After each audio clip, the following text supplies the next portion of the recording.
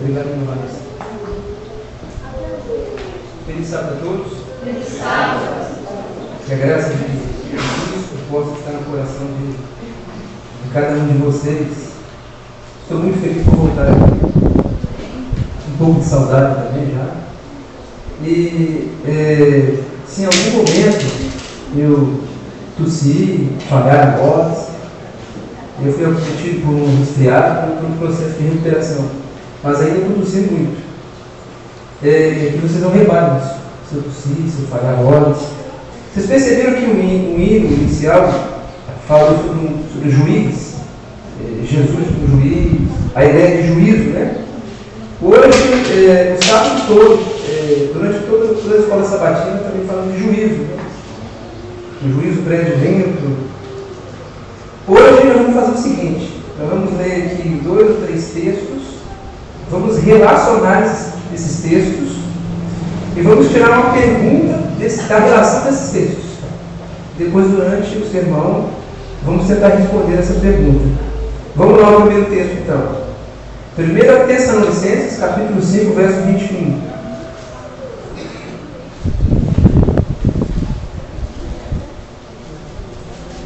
Amém ou misericórdia? Misericórdia. 1 Tessalonicenses, capítulo 5, verso 21.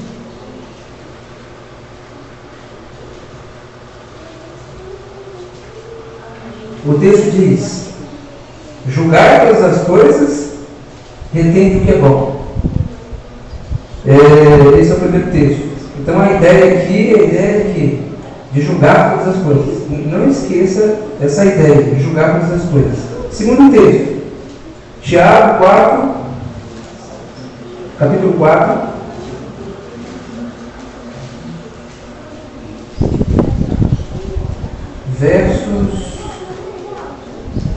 Tiago 4, verso 11, versos 11 e 12.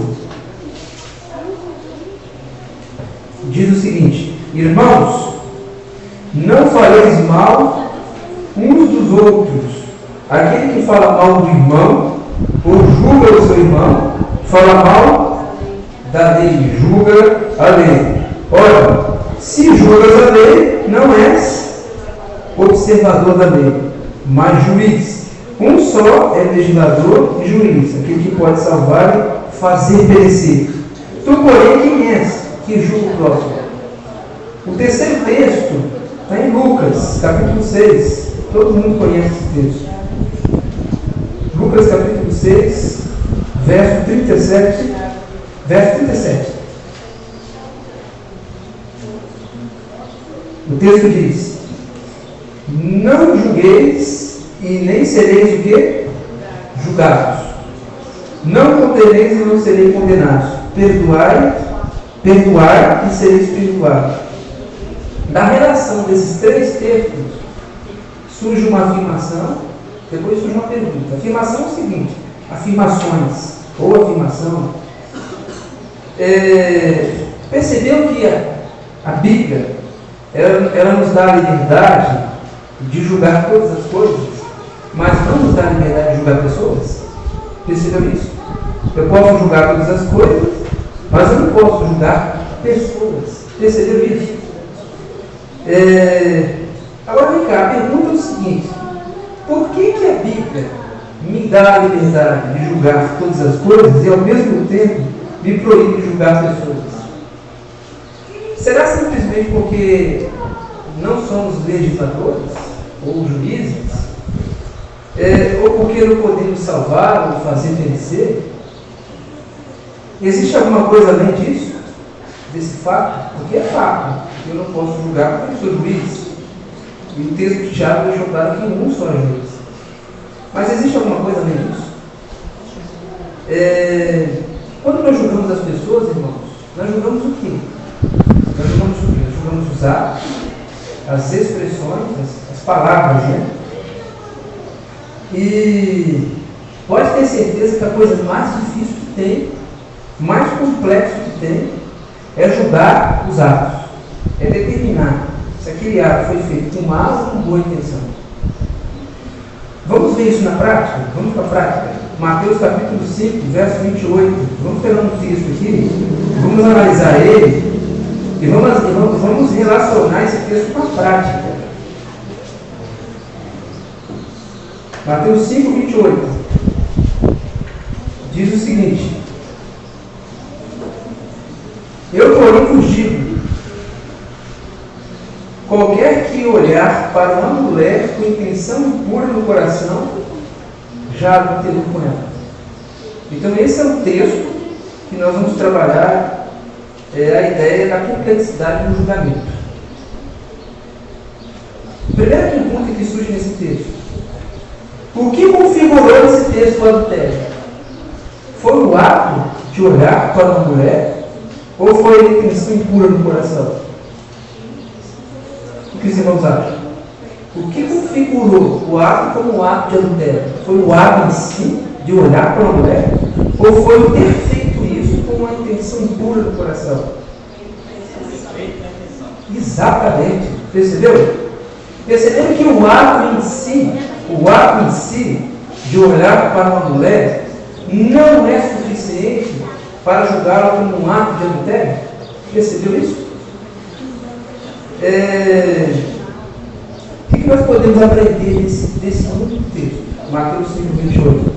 Em primeiro lugar, é a intenção que determina o ato e não o ato e a intenção. Não foi o ato em si que determinou o adultério, mas a intenção que foi por trás do ato. Eu não posso determinar a intenção pelo ato. Não posso. Mas eu posso determinar o ato pela intenção. É a intenção que nomeia o ato. Não é o ato que nomeia a intenção. Salvo em atos explícitos. O que são atos explícitos? Se vocês me pegarem eu com uma faca na mão, esfaqueando uma pessoa, vocês não vão ter nenhum tipo de problema em julgar que a minha intenção é de matar. Porque o ato é explícito.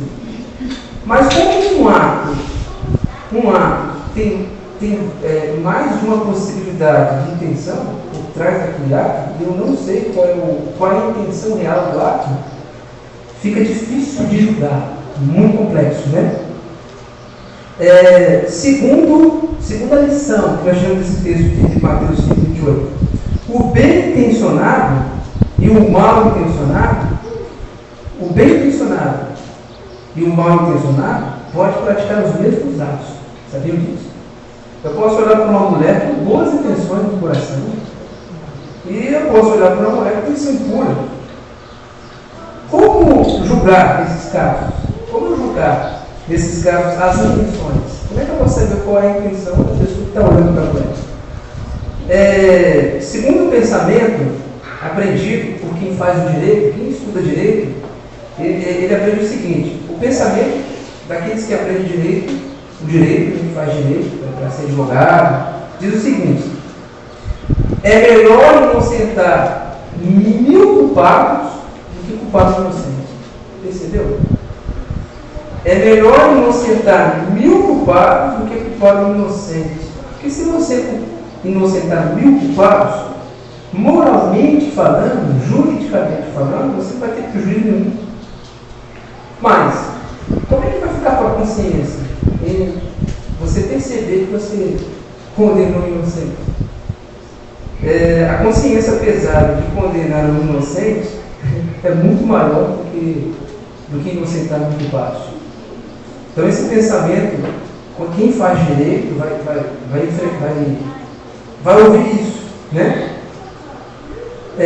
Terceira lição que nós podemos tirar desse texto de Mateus 5, 28. Por trás de um ato pode ter uma grande variedade de intenções.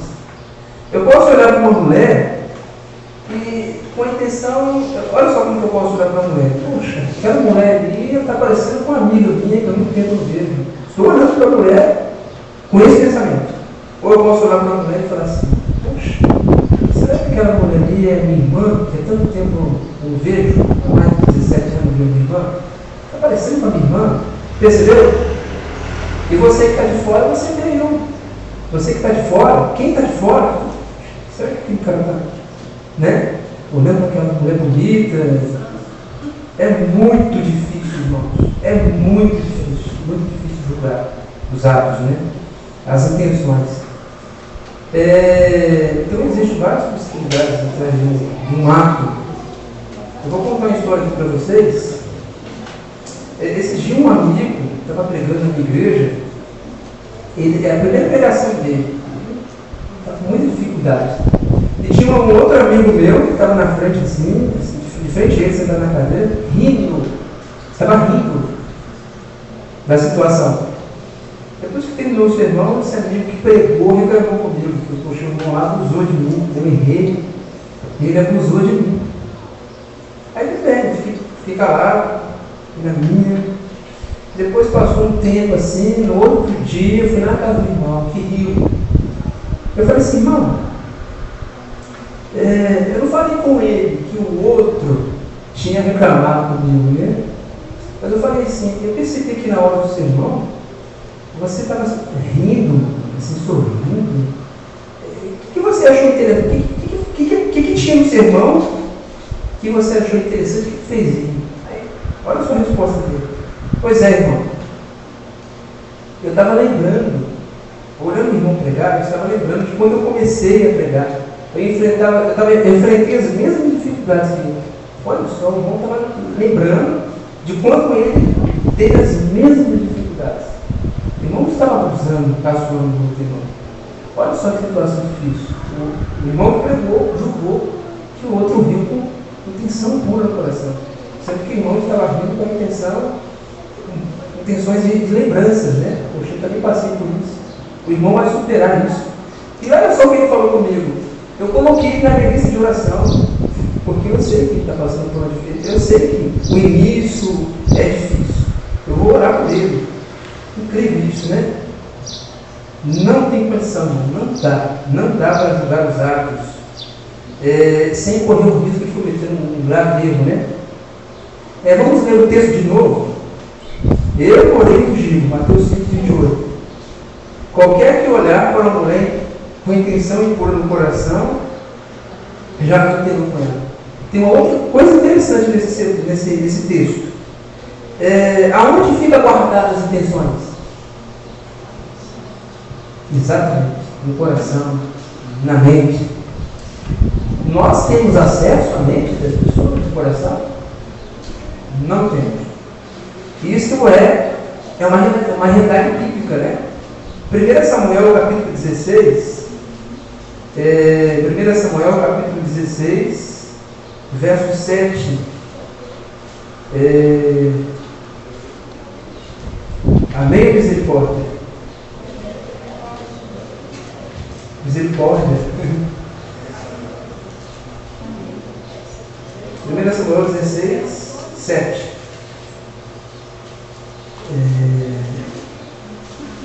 Deus pediu que Samuel fosse lá ungir o rei de Israel, futuro rei de Israel. E olha só os critérios que Samuel usou. Samuel usou os critérios da aparência, né?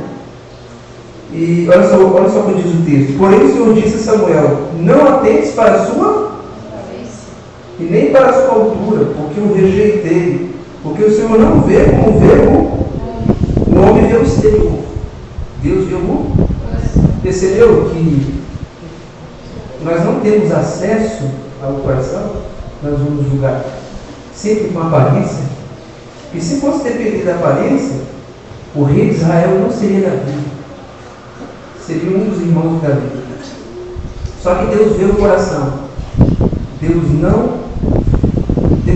vê o coração. Ele não considera a aparência, né? Percebeu que Deus ele tem uma capacidade.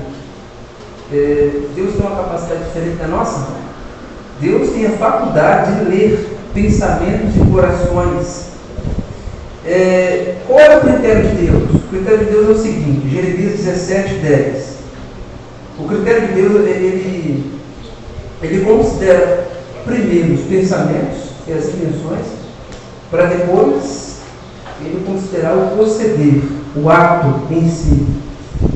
Jeremias 17:10 diz assim, Eu, Senhor, esquadrinho o coração e eu provo os pensamentos. Percebeu? Eu esquadrinho o coração e provo os pensamentos. Isso para dar a cada um segundo o quê? Segundo o seu proceder, segundo o fruto das suas ações. Então Deus, Ele julga da intenção para o proceder. E nós julgamos do proceder para a intenção. Ou seja, o irmão que julgou o outro que estava rindo de estar caçoando dele, julgou do ato para a intenção. Determinou a intenção através do ato. Deus, ele faz o contrário, determina os atos por meio das intenções, por meio dos pensamentos. Por isso que nós não temos condições de julgar o nosso próximo, não temos condições. Porque é a intenção que dá característica para o ato, não o contrário. O ato impuro, o ato vai ser impuro, se a intenção for impura.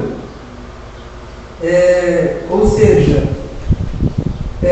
mesmo que um ato seja aparentemente louvado ou aceitado, socialmente falando, pode ser um ato totalmente impuro, segundo as intenções da pessoa que está praticando. Olha só um caso curioso, Atos 16. Alguém que estava fazendo coisas louváveis, coisas assim, aparentemente bem vistas socialmente, mas foi repreendida. Paulo repreendeu essa pessoa, porque ele percebeu que por trás daquelas ações, daqueles atos aparentemente louváveis, tinha uma intenção pura. Vamos ler Atos 16, capítulo 16, versos 16 e 18. Aconteceu que, indo nós para o lugar de oração, nos saiu ao encontro uma jovem possessa de espírito adivinhador, o qual, adivinhando, dava grande lucro para os seus senhores. Seguindo a Paulo e nós, clamava dizendo, olha só o que essa jovem dizia. Estes homens são servos do Deus Altíssimo e vos anunciam o caminho da salvação. Olha só o que essa mulher dizia, né? O verso 18. Isso se repetia por muitos dias. Então Paulo, já indignado, voltando-se, disse ao Espírito, em nome de Jesus Cristo, eu te mando, retira-te dela. E ele na mesma hora saiu.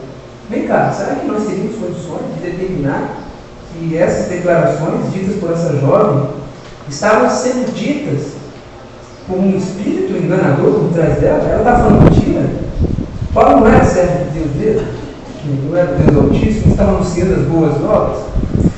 Nós só conseguimos perceber que essa mulher tinha um espírito possesso nela, porque nós lemos aqui. Agora, se nós fôssemos contemporâneos de Paulo, se estivéssemos lá neste lugar aqui, vendo essa mulher fazer essas coisas, como que nós interpretaríamos? Essa mulher é de Deus? Será que a gente imaginaria isso, que ela mulher tinha um espírito ruim, possesso nela? Percebeu, irmãos, que é possível ter atos aparentemente louváveis, admiráveis e aceitáveis socialmente, com más intenções do coração? Incrível isso, né? É possível fazer coisas aparentemente certas com intenções erradas. É possível. Infelizmente, também é possível errar com a intenção de acertar. Pode ter certeza disso. Existem pessoas que fazem coisas certas com intenções puras do coração, intenções erradas. E tem gente que faz coisas erradas com intenções certas. Ele errou, não porque ele teve a intenção errada, mas porque a gente conhece o jeito de fazer o certo, a coisa certa, como fazer o certo. E, infelizmente, nós, com a nossa natureza caída, nós tratamos as pessoas que fazem coisas certas em alta estima, né? Como se todas as intenções dessas pessoas fossem intenções corretas. E as pessoas que erram, nós colocamos um nível bem abaixo de cima. E nós não conhecemos as intenções nem de quem fez as coisas certas, nem de quem fez as coisas erradas. Então a gente tem que tomar muito cuidado com isso. Muito cuidado com o ato de julgar. Não é melhor ficar com o conselho bíblico de 1 Coríntios 4, verso 2? Não julgais antes do tempo. Vai ter um momento que eu vou julgar, vai. Vamos deixar para o milênio isso? Vamos deixar com quem tem responsabilidade de julgar? Porque aí não há o problema. E agora? Como fica? Como é que fica a situação das pessoas que se encontram em posição que elas são obrigadas a julgar? Como é que fica? Pessoas, juízes, líderes de igrejas, líderes em geral. Os líderes, eles têm a responsabilidade de julgar os erros dos seus liderados. Por quê? Porque ele vai ter que corrigir os erros, mas para que ele corrija os erros, o ato de corrigir vem depois do ato de julgar. Como é que ele vai ter que julgar os atos? Só que nesse momento, eu queria fazer um acordo com vocês. O meu tempo está acabando e eu precisaria de mais uns 10, uns 15 minutos para terminar o sermão. Vocês me dão essa habilidade de usar mais 15 minutos? Sim ou não? Levanta a mão quem acha que deve ficar. A maioria venceu. Mas, então vamos continuar, né? Então, juízes, líderes, pessoas que encontram em posição de liderança, de cargo, ele vai ter que julgar. As pessoas vão até eles e vão pedir uma opinião sobre uma determinada situação. Mas fiquem tranquilos, quem está nessa posição, de que a Bíblia ela dá as dicas de como isso pode ser feito, como nós podemos julgar, sem correr o risco de cometer erros no julgamento. João capítulo 7, verso 24. João capítulo 7, verso 24. João 7, verso 24. Diz o seguinte: não julgueis o quê? Não julgueis segundo a aparência, sim pela reta justiça. A aparência, irmãos, não serve de critério. Não serve de critério para o julgamento. Nem serve de critério para o julgamento de um ato, nem critério para julgar uma coisa, principalmente pessoas. Nem tudo que parece é o que parece. Eu vou contar uma história para vocês, rapidinho, para vocês entenderem que não vale a pena julgar pela aparência. Um amigo meu se dirigiu a mim contando essa história. Eu vou compartilhar com vocês. Um amigo meu que gostava de pular carnaval, né? Um determinado carnaval, ele foi passar no carnaval na Desportiva Ferroviária. E ali ele viu 3 lindas mulheres sentadas numa mesa. Segundo as informações, essas mulheres estavam piscando muito para ele, atraindo ele. Eram 3 mulheres muito bonitas, né? 2 loiras e uma morena, se eu não me engano. Ele foi e sentou naquela mesa com aquelas 3 mulheres, tomou cerveja, bebeu, se divertiu. Ele ficou interessado em uma. E ele investiu em cima dessa mulher. Tudo bem. A coisa muito bonita, mulher. O tempo foi passando, a hora foi indo. Chegou um momento que ele, mais essa mulher, se dirigiu para um canto e começaram a festejar. Aí ele começou a acariciar essa mulher. Eu acho que eu não preciso contar o resto da história, não. Você deve ter sabido o que aconteceu, né?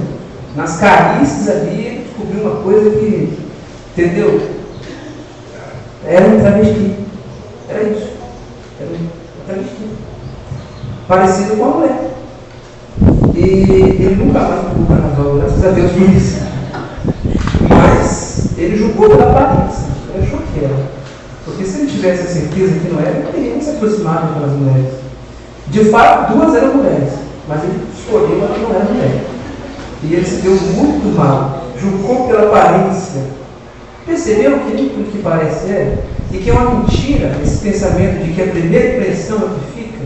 Não é a primeira impressão que fica.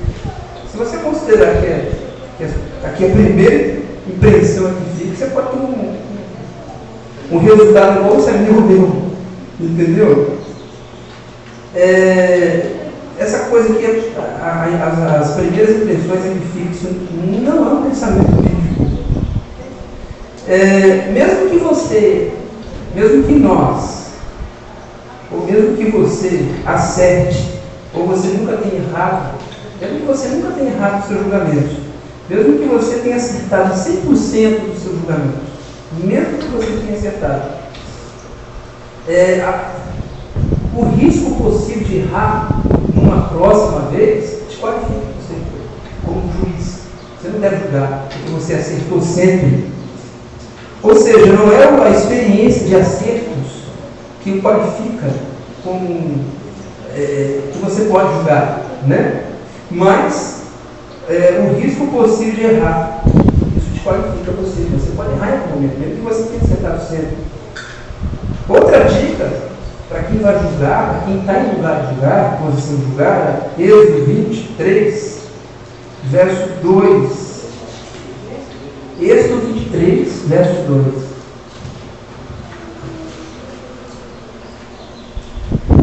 Olha só o que diz aí. Êxodo 23, verso 2.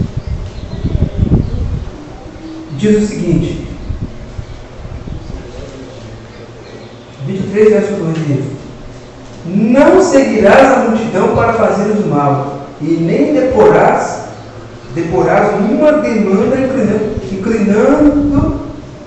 inclinando-te para a maioria, para torcer o direito. Não é porque a maioria apoia um pensamento, é que esse pensamento pode ser considerado um pensamento justo. Se fosse assim, nós deveríamos parar de guardar o sábado, porque a maioria guarda comigo. Percebeu? Também a verdade é o contrário. Não é a minoria também que vai dizer que o pensamento é verdadeiro. Não é a quantidade de apoios sobre um pensamento, um juízo, que vai determinar se aquele juízo é verdadeiro ou falso. Não é a quantidade de apoios. A maioria apoia. Vou ficar com esse aqui porque esse aqui a maioria apoia. Ah, não, a minoria apoia esse aqui. E nem sempre a maioria está certa. Eu vou ficar com a minoria. Não, isso não é critério. Não deve julgar assim, dessa forma. Outra dica. A outra dica está em Provérbios 18, verso 5. Provérbios 18, verso 5.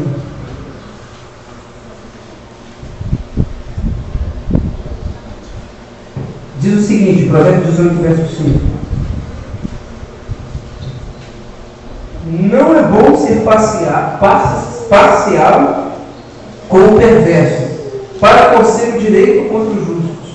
Então, parcialidade. Não devemos ser parciais. Eu vou favorecer o meu amigo num julgamento, porque ele é meu amigo. Como diz, né? Puxar a sardinha, né? Não devemos ser parciais.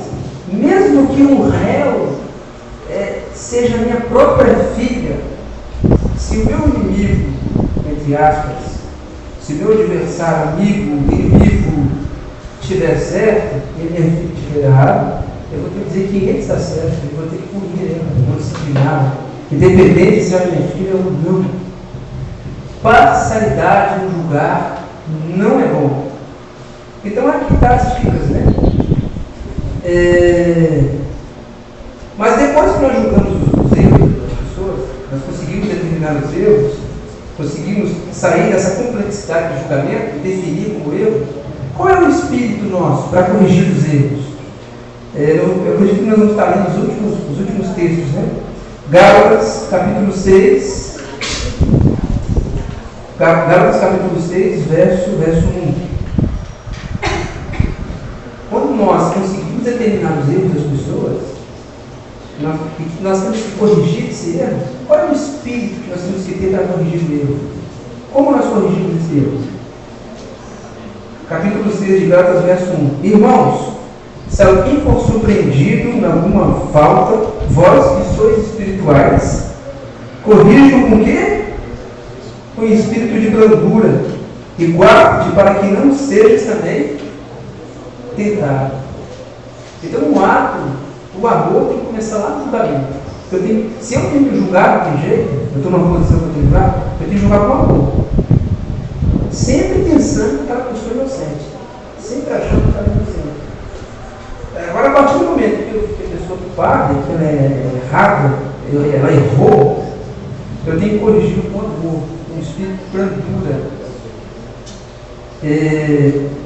Eu não sei qual que é mais difícil, corrigir o erro, o espírito de brandura, segurando, dominando os sentimentos, porque quando as pessoas erram com a gente se aborrecem, isso interfere no caminho.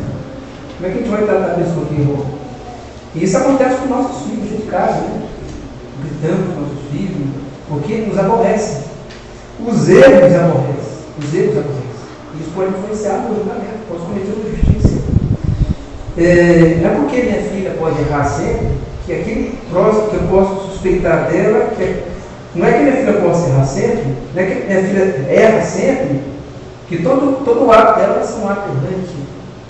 Eu tenho um critério da seguinte forma: se alguém se dirigiu até mim e fez uma reclamação da minha filha, uma queixa, eu vou primeiro investigar essa queixa, se ela realmente é aquilo que a pessoa quis ver, para depois aplicar uma disciplina, uma punição na minha filha. Mas mesmo que eu desconheça o fato, eu vou considerar ela, vou disciplinar. Mas puni-la só depois que eu investigar a queixa que fizeram em relação a ela. Percebeu que os pais também são juízes? Têm que julgar os seus filhos, os atos dos seus filhos? Eu queria finalizar o sermão dando a resposta para a pergunta inicial. Por que a Bíblia nos dá a liberdade de julgar todas as coisas, mas ao mesmo tempo nos proíbe de julgar pessoas? Simples. Em primeiro lugar, os nossos sentimentos e afeições podem influenciar em nossos julgamentos. Segundo, também somos pecadores. Um pecador não tem condição de condenar um outro pecador. Como fica isso? Jesus, que não era pecador, condenou a mulher lá, a mulher adúltera, né? E por que não condenou? Porque ele era oferta do pecado dela. Ele veio para salvar, não para condenar. Terceiro, o juiz é um só. E o juiz é